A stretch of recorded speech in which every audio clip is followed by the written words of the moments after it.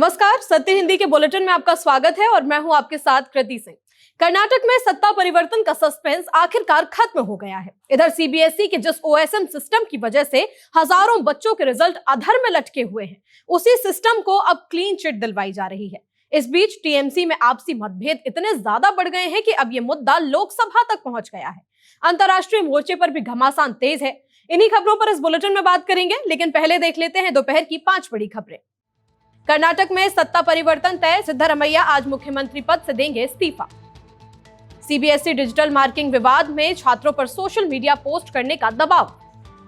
TMC सांसद काकोली घोष ने कल्याण बनर्जी पर अभद्र व्यवहार का लगाया आरोप। ब्रिटेन का दावा, यूक्रेन युद्ध में रूस के 5 लाख सैनिक मारे गए। अमेरिकी सेना ने ईरान के सैन्य ठिकानों पर हमले कर बढ़ाया पश्चिम एशिया तनाव। कर्नाटक के मुख्यमंत्री सिद्धरमैया ने अपने कैबिनेट सहयोगियों से कह दिया है कि वो मुख्यमंत्री पद से इस्तीफा देने जा रहे हैं। बताया जा रहा है कि ये ऐलान उन्होंने एक ब्रेकफास्ट मीटिंग के दौरान किया, जहां डिप्टी सीएम डीके शिवकुमार भी मौजूद थे। अब कांग्रेस के अंदर नेतृत्व परिवर्तन लगभग तय हो चुका है और डीके शिवकुमार को मुख्यमंत्री पद का सबसे बड़ा दावेदार बताया जा रहा है। सिद्धरमैया आज दोपहर 3 बजे औपचारिक तौर पर अपना इस्तीफा सौंप सकते हैं। हालांकि राज्यपाल थावरचंद गहलोत फिलहाल राज्य से बाहर हैं, लेकिन इसके बावजूद मुख्यमंत्री इस्तीफा देने की तैयारी में है। जल्द ही कांग्रेस विधायक दल यानी सीएलपी की बैठक बुलाई जाएगी, जिसमें नए नेता का चुनाव किया जाएगा। यही नेता आगे मुख्यमंत्री पद की जिम्मेदारी संभालेंगे। मुख्यमंत्री कार्यालय की तरफ से जारी तस्वीरों ने भी राजनीतिक हलचल को और तेज कर दिया है। एक तस्वीर में सिद्धरमैया भावुक नजर आ रहे हैं, डीके शिवकुमार को गले लगाते दिखाई दे रहे हैं, जबकि दूसरी तस्वीर में शिवकुमार मुख्यमंत्री के पैर छूकर आशीर्वाद लेते नजर आए। इन तस्वीरों के बाद ये चर्चा और तेज हो गई है कि सत्ता परिवर्तन का रास्ता अब साफ है और डीके शिवकुमार अगले मुख्यमंत्री बनेंगे। कर्नाटक में मुख्यमंत्री सिद्धरमैया के इस्तीफे पर बीजेपी सांसद और कर्नाटक के पूर्व मुख्यमंत्री बसवराज एस बोम्मई ने कहा है कि अगर कांग्रेस सिद्धरमैया को मुख्यमंत्री पद से हटाती है तो इसका भारी राजनीतिक नुकसान पार्टी को उठाना पड़ेगा। उन्होंने दावा किया कि इससे राज्य के पिछड़ा वर्ग यानी ओबीसी समुदाय में कांग्रेस के खिलाफ नाराजगी बढ़ जाएगी। बसवराज बोम्मई ने कहा कि सिद्धरमैया सिर्फ एक मुख्यमंत्री नहीं, बल्कि कर्नाटक में पिछड़े वर्ग की बड़ी राजनीतिक पहचान है। ऐसे में अगर कांग्रेस नेतृत्व उन्हें हटाता है तो इसे ओबीसी समुदाय के साथ साथ विश्वासघात माना जाएगा। बोम्मई ने सीधे राहुल गांधी पर निशाना साधते हुए कहा कि ये फैसला कांग्रेस और खास तौर पर राहुल गांधी के खिलाफ जाएगा। उन्होंने कहा कि इसका असर सिर्फ सरकार तक सीमित नहीं रहेगा, बल्कि आने वाले चुनावों में भी कांग्रेस को इसकी कीमत चुकानी पड़ सकती है। बोम्मई के मुताबिक पिछड़ा वर्ग कांग्रेस से दूरी बना सकता है और इसका सीधा सीधा फायदा बीजेपी को मिलेगा। सीबीएसई के ऑन स्क्रीन मार्किंग सिस्टम यानी ओएसएम को लेकर देश भर में बहस तेज है। अब सोशल मीडिया प्लेटफॉर्म रेडिट पर एक छात्र ने दावा कर दिया है कि स्कूल के शिक्षक छात्रों को मजबूर कर रहे हैं कि वो इंस्टाग्राम पर वीडियो और स्टोरी डालकर कहें कि उन्हें ओएसएम सिस्टम से कोई परेशानी नहीं है। छात्र ने पोस्ट में लिखा कि स्कूल की तरफ से कहा जा रहा है कि छात्र अपना नाम, प्रतिशत और स्ट्रीम बताते हुए सार्वजनिक तौर पर ओएसएम की तारीफ करें। छात्र ने यहां तक कहा कि परीक्षा पास करने के बाद भी वो मानसिक रूप से परेशान और ट्रॉमेटाइज महसूस कर रहा है। इसी बीच जयपुर के एक पीएम श्री केंद्रीय विद्यालय से जुड़े 2 वीडियो भी सोशल मीडिया पर सामने आ गए हैं। हालांकि बाद में उन्हें डिलीट भी कर दिया गया। इन वीडियो में एक छात्र और एक शिक्षिका सीबीएसई के ओएसएम सिस्टम की खुलकर तारीफ करते दिखाई दिए। 96% अंक लाने वाले छात्र ने कहा कि उसे लगा कि उसकी कॉपियों की जांच पूरी तरह निष्पक्ष और पारदर्शी तरीके से हुई है।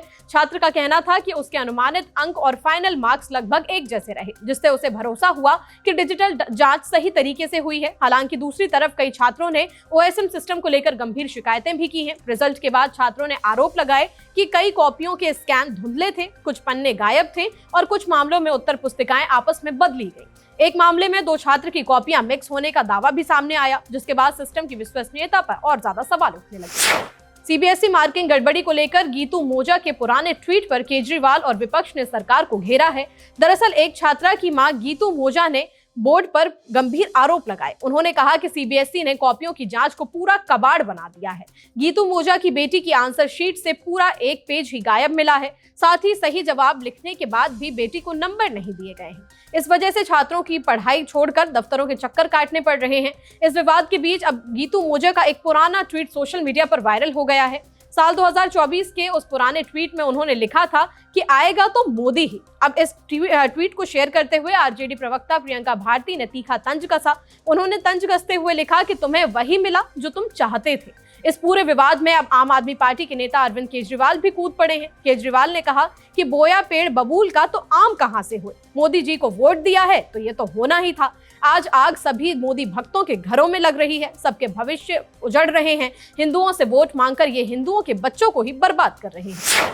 सीबीएसई के नए डिजिटल मार्किंग सिस्टम पर राहुल गांधी और बोर्ड के बीच विवाद बढ़ गया है। राहुल गांधी ने बोर्ड नतीजों में बड़े पैमाने पर गड़बड़ी होने का आरोप लगाया है। राहुल गांधी का कहना है कि इसके कारण 18.5 लाख छात्रों का भविष्य खतरे में है। उन्होंने इस पूरे मामले की कोर्ट की निगरानी में जांच कराने की मांग की है। कांग्रेस नेता ने पूछा कि आखिर हैदराबाद की कंपनी को ये ठेका क्यों मिला। उन्होंने सरकार और शिक्षा मंत्री से सीधे 4 सवाल पूछे हैं। हालांकि सीबीएसई ने इन सभी आरोपों को सिरे से खारिज कर दिया है। बोर्ड का कहना है कि कंपनी को ठेका पूरी तरह नियमों के तहत दिया गया है। बोर्ड ने राहुल गांधी के आरोपों को गुमराह करने वाला और गलत बताया, लेकिन राहुल गांधी का कहना है कि सिर्फ मना करने से बात नहीं बन पाएगी। तृणमूल कांग्रेस में सियासी विवाद लगातार गहराता जा रहा है। पार्टी की सांसद काकोली घोष ने लोकसभा स्पीकर ओम बिरला को चिट्ठी लिखकर अपनी ही पार्टी के सांसद कल्याण बनर्जी के खिलाफ गंभीर आरोप लगा दिए। काकोली घोष दस्तीदार का कहना है कि संसद परिसर में कल्याण बनर्जी ने उनके साथ अभद्र भाषा का इस्तेमाल किया और उनका व्यवहार महिला सांसदों के प्रति अपमानजनक था। काकोली घोष दस्तीदार ने अपने पत्र में लोकसभा स्पीकर से इस मामले को औपचारिक शिकायत के तौर पर दर्ज करने की अनुमति मांगी। साथ ही उन्होंने कल्याण बनर्जी के खिलाफ उचित कार्रवाई की भी मांग की है। सांसद ने आरोप लगाया कि संसद जैसे गरिमामय स्थान पर इस तरह का व्यवहार बेहद दुर्भाग्यपूर्ण है और इससे महिला जनप्रतिनिधियों की गरिमा को ठेस पहुंचती है। इससे पहले काकोली घोष पार्टी के सभी पदों से इस्तीफा दे चुकी हैं। उन्होंने टीएमसी के प्रदेश अध्यक्ष सुब्रत बख्शी को पत्र भेजकर अपने इस्तीफे की जानकारी दी थी। हालांकि उन्होंने साफ किया था कि वो पार्टी तो नहीं छोड़ रही हैं और टीएमसी में बनी रहेंगी। अब सांसद की इस शिकायत के बाद टीएमसी की अंदरूनी राजनीति फिर से चर्चा में आ गई है। बुलेटिन में आगे अभी और भी खबरें हैं। हाईकोर्ट बोला सरकार की जिम्मेदारी है कि वो गायों की रक्षा करे। ट्विशा मामले में पूर्व जज गिरिबाला सिंह की अग्रिम जमानत रद्द। अमेरिकी सेना ने ईरान के सैन्य ठिकानों पर किया हमला। यूक्रेन युद्ध में रूस के 5 लाख सैनिक मारे गए। मद्रास हाईकोर्ट ने तमिलनाडु सरकार को सिर्फ वैध और लाइसेंस वाले बूचड़खानों में ही पशु वध सुनिश्चित करने का आदेश दिया है। कोर्ट ने साफ कहा है कि बिना लाइसेंस वाली जगहों पर जानवरों को नहीं काटा जा सकता और कोर्ट ने तमिलनाडु सरकार को निर्देश दिया कि बकरीद या किसी भी दूसरे दिन राज्य में गाय और बछड़ों की कुर्बानी ना होने दी जाए। ये पूरे मामला कोयम्बटूर में बकरीद के दौरान गायों को काटने के लिए बनाए अस्थायी शेड से जुड़ा हुआ है। हिंदू मक्कल कक्षी ने एक युवा नेता ने इस मामले में कोर्ट में जनहित याचिका दायर की थी। कोर्ट ने सुनवाई करते हुए संविधान के अनुच्छेद 48 का हवाला दिया।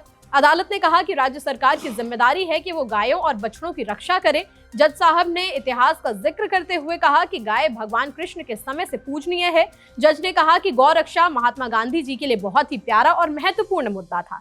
जाने माने विद्वान श्री धर्मपाल जी ने बताया था कि केवल अंग्रेजी सेना के खान पान की जरूरतों को पूरा करने के लिए बहुत बड़ी संख्या में गायों को काटा जाने लगा था। जब भारत को आजादी मिली तो इसके बाद कई राज्यों ने गौ हत्या के खिलाफ कानून बनाए और हमारी अदालतों ने भी उन कानूनों को पूरी तरह सही ठहराया है। अब अदालत ने इस मामले की अगली सुनवाई के लिए शुक्रवार यानी 29 मई की तारीख तय की है। सरकार को तब तक कोर्ट के इस आदेश का पालन कर अपनी रिपोर्ट सौंपनी होगी। मध्य प्रदेश हाई कोर्ट ने भोपाल की पूर्व जिला जज गिरिबाला सिंह की जमानत रद्द कर दी है। गिरिबाला सिंह पर अपनी बहू ट्विशा शर्मा को प्रताड़ित करने का आरोप है। दहेज प्रताड़ना के इस मामले में बहू की मौत हो गई थी।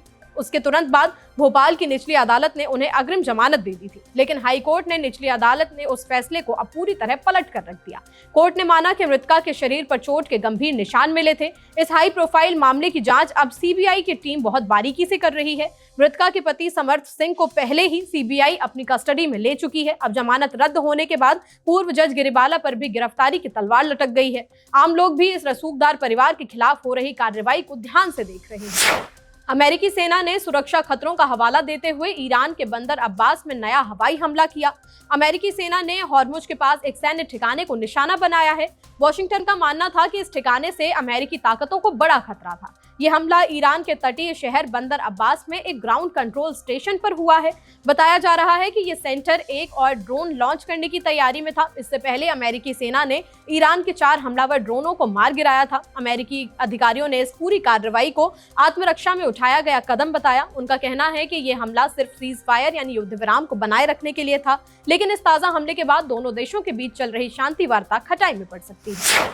रूस और यूक्रेन के बीच जारी भीषण युद्ध को लेकर ब्रिटेन की खुफिया एजेंसी GCHQ ने बड़ा खुलासा किया है। एजेंसी के मुताबिक 2022 में यूक्रेन पर रूस के पूर्ण हमले की शुरुआत के बाद से अब तक करीब 5 लाख रूसी सैनिकों की मौत हो चुकी है। ये दावा ब्रिटेन की खुफिया एजेंसी GCHQ की निदेशक एन किस्ट बटलर ने अपने पहले सार्वजनिक भाषण में किया। एन किस्ट बटलर ने कहा कि रूस को इस युद्ध में भारी सैन्य नुकसान उठाना पड़ सकता है और ये संघर्ष लगातार दोनों देशों के लिए विनाशकारी साबित हुआ है। उन्होंने ये भी आरोप लगाया कि क्रेमलिन सिर्फ युद्ध के मैदान तक सीमित नहीं है, बल्कि ब्रिटेन और दूसरे नाटो देशों के खिलाफ भी गुप्त गतिविधियों में शामिल रहा है। ब्रिटिश एजेंसी का दावा है कि रूस पिछले कुछ वर्षों से पश्चिमी देशों के खिलाफ एक तरह का हाइब्रिड वॉर चला रहा है। इसमें साइबर हमले, जासूसी, दुष्प्रचार और गुप्त ऑपरेशन जैसी गतिविधियां शामिल हैं। फिलहाल इस बुलेटिन में इतना ही। देश दुनिया की बड़ी खबरों के लिए आप बने रहिए सत्य हिंदी के साथ। नमस्कार।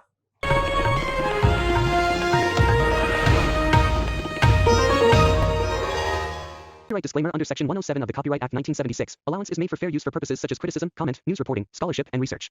Fair use is a use permitted by copyright statute that might otherwise be infringing.